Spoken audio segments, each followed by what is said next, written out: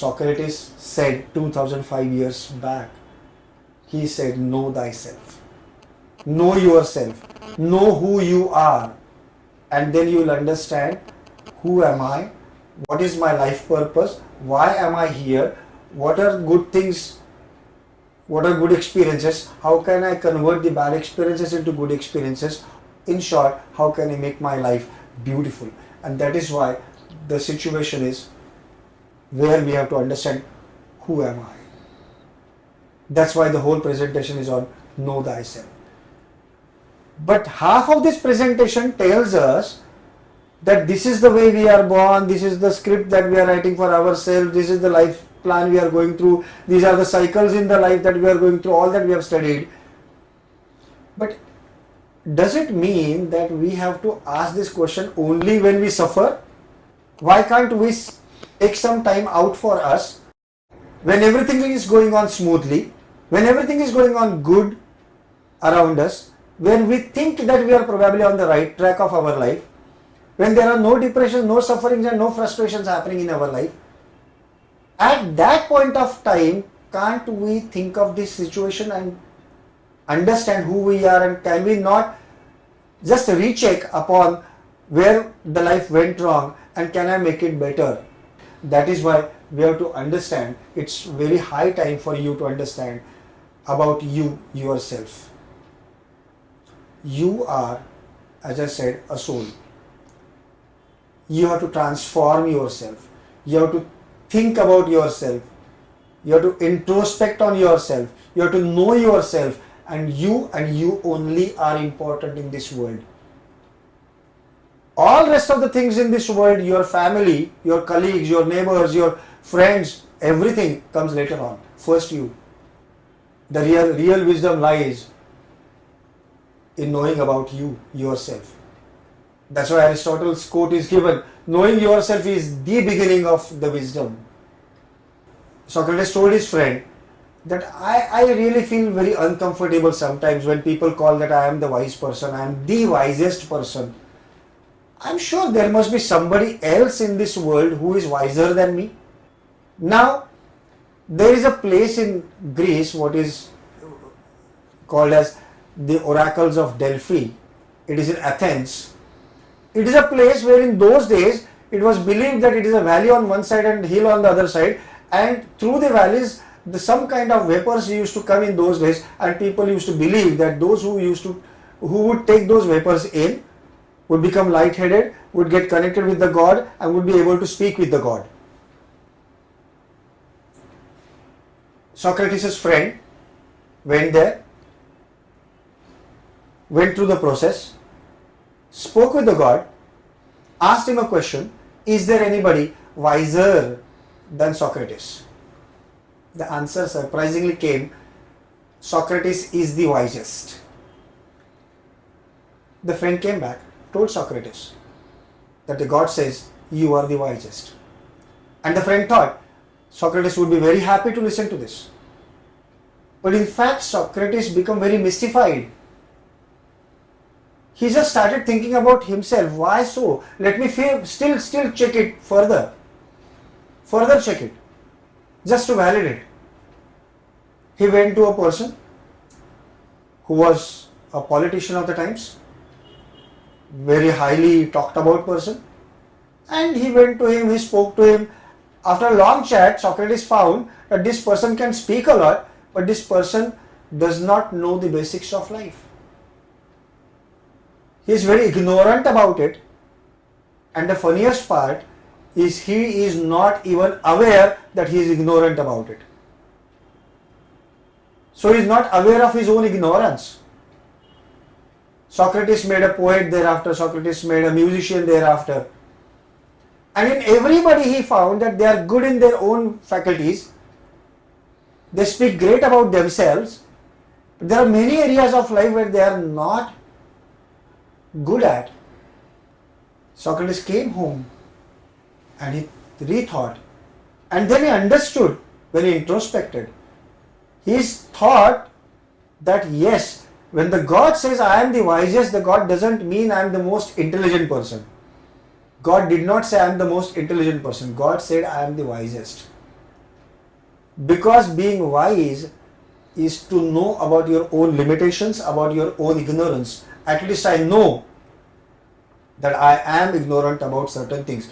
I know that I do not know certain things. This being aware of certain things that is not known to us is a wisdom. How this story unfolds further of knowing thyself. How would you know thyself? How would you explore thyself? How would you know Koham, who am I? One of the starting point could be self-belief. We are born with belief systems? No, we are not born with belief systems. When we take birth, every situation around us, every person around us, every experience that we go through creates some kind of belief in our mind. So beliefs are not brought, beliefs are what we learn here.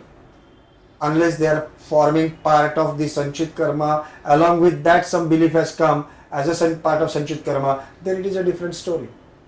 Otherwise the beliefs are what we learn here. What our parents talk to us right from our childhood, what our neighbors talk, how they talk to us right from our childhood, how our friends interact with us and will give us various experiences or reactions to our experiences to them. All these various experiences that we learn in this lifetime create many belief systems. Take some time when nobody disturbs you. Go into a very meditative mode. No sound, no noises are disturbing you. In that meditative state, ponder, think, meditate on this only question. What are my belief systems about myself? You may not readily get the answer immediately. Keep meditating. In one session, you may get some answers. Continue doing the meditations like this on the same question again and again till you come with a list of beliefs that you have about your own things, own self. Understand those. Find out if there are any beliefs that you need to work upon. Find out if there are any belief systems that you need to improve upon. This is one exercise. Let's understand about self-awareness as well as a next step. How much are you aware about yourself? How much do you really know yourself? We will do some exercise later on also just to understand this further. There is another step about consciousness. How much conscious are you about yourself? How much knowledge you carry about yourself? Do you love yourself as it is? Ask yourself that question. Go home, look into your mirror. Look into your own eyes in your image in the mirror. Ask yourself a question. Do I love you? Ask this question to your own image. Meaning, do I love myself? If the answer is slightly also yes, ask how much? How much do you love yourself? This is an exercise to do. A way to know yourself better. Explore about your self-efficacy. Explore how efficiently you can perform. When you are given any task or whenever you take any task upon yourself to perform, how best can you perform? Can you jot down the points about it? Your own count of performance, your efficacy. That will give you further enlightenment about yourself. Let's understand about self-transcendence. Transcendence is going beyond transformation. How much are you able to transform yourself? So transformation could be going beyond the levels or going beyond the ability of this body reaction. What action this body can take, go beyond that. See, your body can have limitations. but you are not body. We have discussed it earlier. We have discussed it that we are a soul with a body around. We are not a body. We are intact. We don't die. Our body dies. We leave that here. We are liberated. If we are not a body and body has limitations, please understand we as a soul are limitless. We are boundless. We are infinite.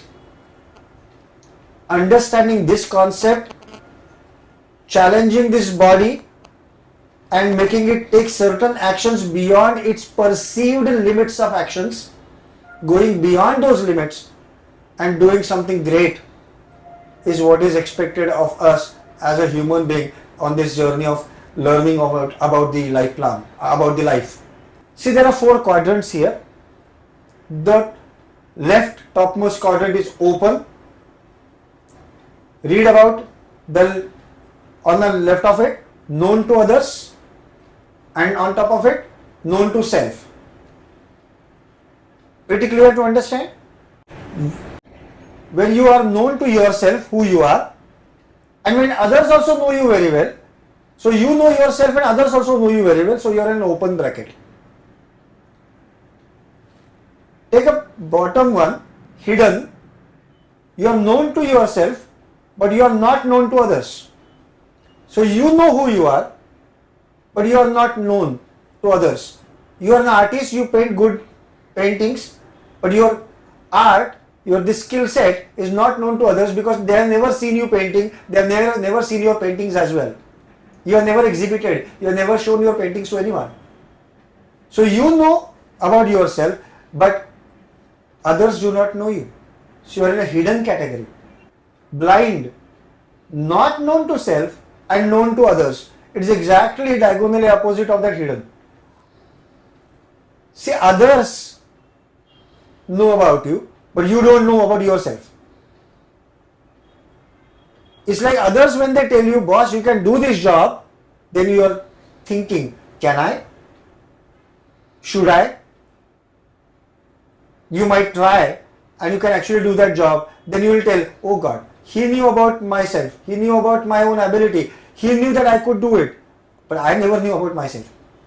Work upon various self questions that we have just seen in the previous slides and work upon them and then find out, bring yourself from that unknown to at least hidden.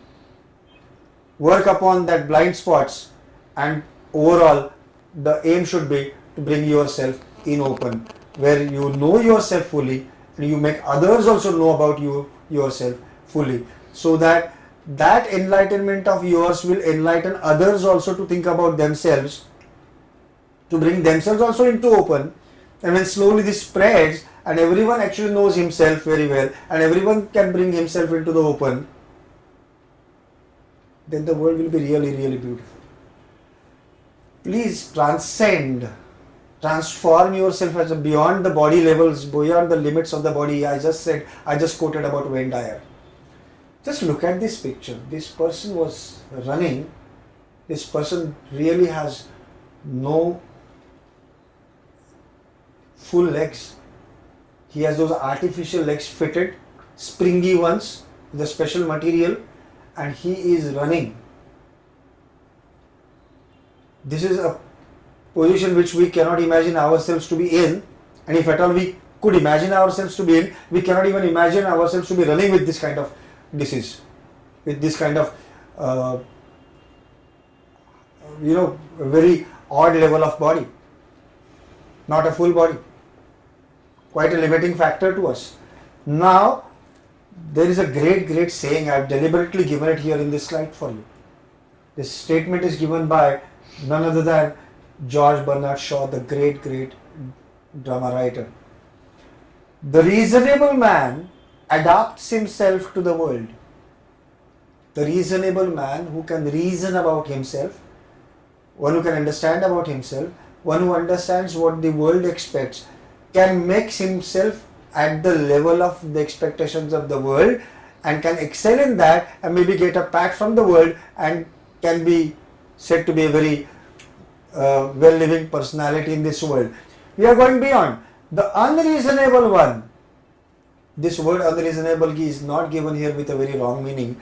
It just means the opposite of reasonable, who think beyond a reasonable means. So in that sense, the unreasonable one persists in trying to adapt the world to himself. So he goes beyond. He doesn't adapt himself to the expectations of the world, he makes the world adapt himself to that expectations, because even the world might not have thought of that level what he has thought and brought himself to that level too.